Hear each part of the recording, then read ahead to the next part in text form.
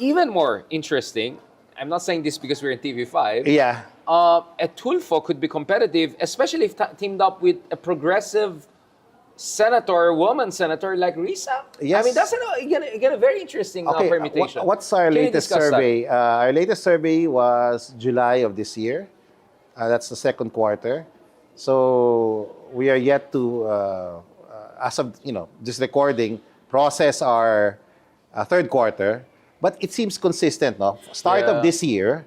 Okay, last year, 2024, there was no survey showing that Tulfo, Senator Raffy Tulfo in particular, was going to lose to Sara Duterte, the vice president, in a one-on-one contest. Almost every survey showed Raffy ahead. Wow. And double digits. Double digits? Even in Mindanao. But something happened in March. What happened in March? Okay. Someone got archived. Someone got archived. Yeah. So that changed after that. Now she has, at least in OCTA, the vice president's leading Tulfo, who's the second most preferred double digit. Yeah, candidate to take over after the president, no? And it should be around 10 points now. But isn't it also because on one hand there was a sympathy factor, but Raffy Tulfo keeps on saying he's not gonna run. Maybe that's it. Maybe if he says I'm gonna run and then does something, maybe it changes. It changes because in Feb the vice president said she's going to run. And she recently Feb said 2025. And recently she said that her dad endorsed it. So like she keeps on saying, while Raffy is not saying anything. Yeah, so, she's leading the surveys as far as OCTA is concerned, but not by double digits, no. At the moment. So it's still within a range. It's still within a range, no. And it's changing. Not more than 15 points. Sometimes it goes down, but right now it's not double digit. So that's the first. Number two. Raffy Tulfo is the second most preferred. Okay. Now, when you look at permutations with president, vice president, that kind of tandems, the most competitive for the, let's say, the non-Duterte side is Tulfo, Risa Hontiveros.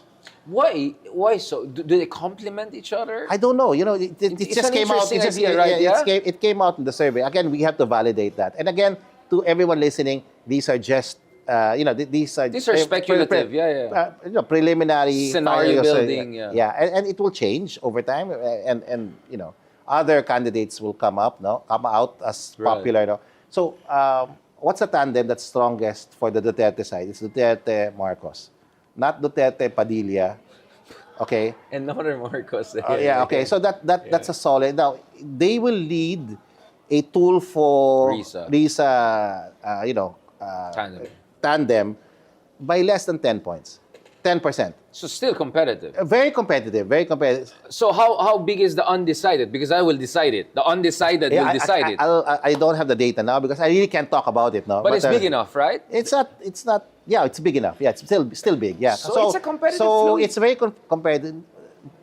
Put together, something like 70% would go to these two tandems. So you have 30 to 40%, in my view, that's still open.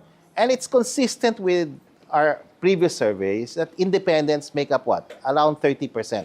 Which is big enough. Which is big for the progressive. Undecided, we can decide. Yes, that will switch, no? That can switch and just turn the tide. And we saw how independents, in some respect, in my view, my hypothesis, although I don't have the data, change the outcome of the midterms.